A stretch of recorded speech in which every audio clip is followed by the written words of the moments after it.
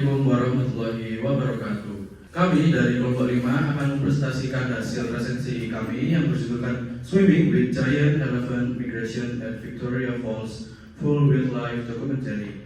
Sebelum itu, perkenalkan, saya selaku ketua kelompok. Nama saya Bismatri Saputra dengan NIM 181251077 dari FSD Prodi Matematika, dan rekan saya. Nama saya Davian Ramadhani dengan NIM 181251079 dari Fakultas Sains dan Teknologi dari Prodi Matematika. Saya Nita Andi Kocahyadi dengan NIM 181251080 dari Fakultas Sains dan Teknologi Program Studi Matematika. Saya Nabila Rahmasaida dari FSD Program Studi Biologi dengan NIM 183251076. Perkenalkan, nama saya Nafti Indra Misapa dengan NIM 183251077 dari Prodi Biologi. Pertama, nama saya Alida Salikis dari FSD Prodi Fisika dengan NIM 182251062. Perkenalkan, nama saya Dina Marinijat dari Prodi Fisika dengan NIM 182251063. Perkenalkan, nama saya Gada Nuraini dengan NIM 182251004 dari Prodi Fisika. Oke, dunia luar Victoria Falls. Nah, di balik keagungan air terjun Victoria itu terdapat ekosistem yang hidup dari gajah yang berimigrasi, babon yang beradaptasi, hingga kuda yang berjuang. Setiap hewan menghadapi tantangan musim kemarau dan hujan. Mari jelajahi kehidupan dia yang bertahan di salah satu keajaiban alam dunia ini. Berikutnya, air terjun Victoria. Membentang di perbatasan Zambia dan Zimbabwe, air terjun Victoria ini berdiri dengan megahnya sebagai air terjun terluas di dunia. Keagungannya bersumber dari sungai Zambezi yang perkasa yang mengalir deras sebelum terjun bebas. Sejarah mencatatnya pertama kali ditemukan oleh misionaris Skotlandia David Livingstone pada tahun 1855. Terpesona oleh keindahannya, ia tanpa ragu menamainya Victoria untuk menghormati Ratu Inggris pada masa itu.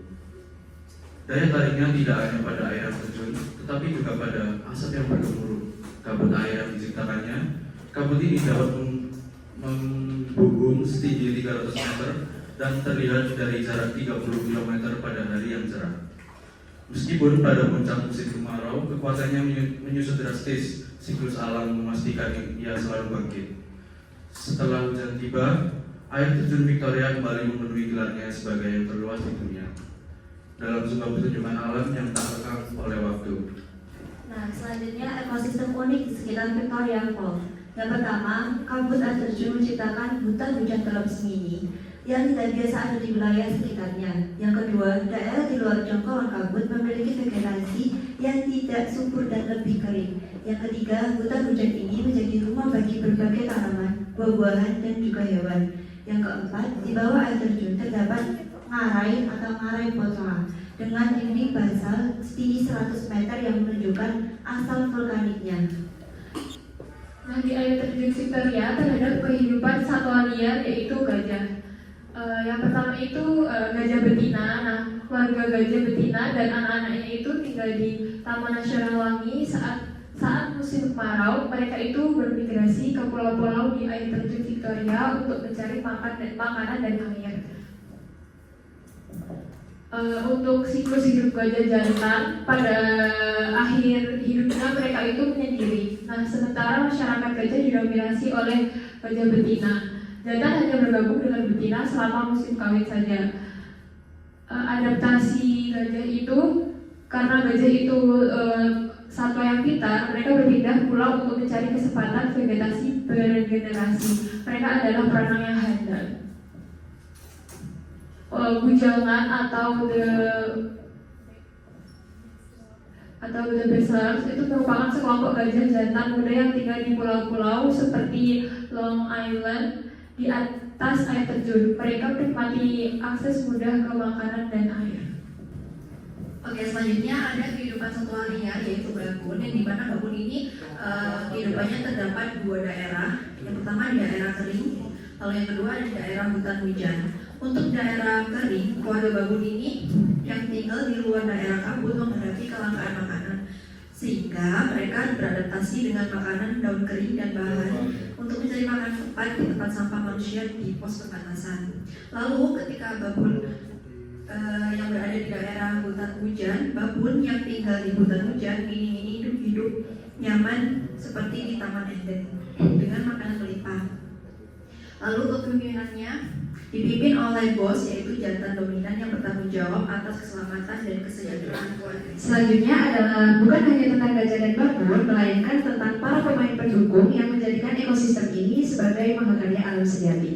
Nah, adapun kehidupan dan satwa liar yang lain adalah yang pertama adalah banteng tua. Nah, seekor banteng soliter yang memilih tinggal di pulau-pulau untuk menghindari persaingan dengan jantan lain. Selanjutnya adalah buaya. Nah, buaya ini memanfaatkan bangkai hewan yang mati seperti banteng tua sebagai sumber makanan yang berharga saat ikan sulit ditangkap. Selanjutnya adalah babi hutan.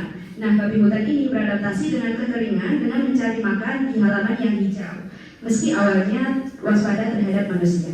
Selanjutnya adalah marabou. Marabou ini merupakan burung bangau yang kesulitan mencari makan untuk anaknya saat musim kemarau karena ikan bersembunyi di dalam lumpur. Mereka bukan pemburu ikan yang handal. Selanjutnya adalah kuda Nil. Kuda Nil ini tinggal di tepi pulau, tetapi menderita ketika air sungai Zambezi menjadi dingin selama musim kemarau. Kuda Nil ini sangat menghormati gajah. Jadi di sini ada dampak musim kemarau dan perubahan musim. Jadi yang pertama, musim kemarau membuat lanskap menjadi tidak bersahabat, sungai mengering dan bahan makanan menjadi langka. Yang kedua, banyak hewan seperti gajah, babon, serta babi hutan terpaksa beradaptasi dengan cara ekstrim, termasuk mendekati manusia. Terus yang ketiga, hujan pertama yang turun setelah 6 bulan, kekeringan membawa keselamatan. Jadi setelah hujan turun itu hujan memperbaiki tanah yang kering serta tanaman yang hampir mati. Terus butuh waktu berminggu-minggu bagi sungai Zambezi untuk kembali banjir dan mengembalikan kejayaan air terjun Victoria. Terus yang terakhir, bagi gajah kembalinya air adalah tanda untuk kembali ke Taman Nasional Wangi yang telah hijau kembali. Nah, selanjutnya adalah nilai positif dari dokumenter yang telah kita saksikan. Dokumenter bertema migrasi gajah di kawasan seperti Victoria Falls memiliki nilai positif yang kuat, terutama dari segi visual, edukasi, dan pesan konservasi. Visual gajah yang menyeberangi sungai atau bergerak dalam kelompok besar menghadirkan pengalaman mendalam yang menunjukkan skala dan kompleksitas migrasi. Nah, secara ilmiah, dokumenter ini memperkaya pemahaman tentang perilaku dan ekologi gajah, seperti alasan mereka berpindah, cara menavigasi rute, serta pengaruh faktor lingkungannya. Nah, selain itu, dokumenter semacam ini menumbuhkan kesadaran konservasi dengan menyoroti kerentanan migrasi terhadap perubahan habitat dan interaksi manusia. Latar geografis Victoria Falls juga menambah daya tarik karena kawasan ini merupakan bagian penting dari ekosistem Sungai Zambezi dan habitat utama gajah Afrika. Oke, selanjutnya adalah poin kritik yang perlu kita perhatikan, yaitu adalah dokumenter tentang migrasi gajah perlu memperhatikan kedalaman data ilmiah, keseimbangan konservasi, etika pengambilan gambar, dan konteks lokalitas. Data seperti penggunaan GPS sekolah, hasil pengamatan lapangan, serta data rute migrasi penting untuk menambah nilai edukatif, bukan sekadar menonjolkan keindahan visual. Selain itu, dokumenter harus menampilkan tantangan nyata seperti hilangnya jalur migrasi, konflik manusia dan gajah, dan dampak perubahan iklim. Etika perekaman juga wajib dijaga agar tidak mengganggu hewan atau memicu perilaku tidak alami. Konteks lokal perlu dijelaskan dengan jelas karena migrasi gajah berbeda di tiap wilayah, sehingga generalisasi seperti hanya menyoroti Victoria Falls dapat menyesatkan. Oke, untuk kesimpulannya sendiri itu, dengan segala keagungannya, air terjun Victoria tidak diragukan lagi merupakan salah satu keajaiban alam terbesar yang dimiliki bumi. Namun, lebih dari sekedar pemandangan yang memukau, ia memainkan peran yang jauh lebih dalam dan vital.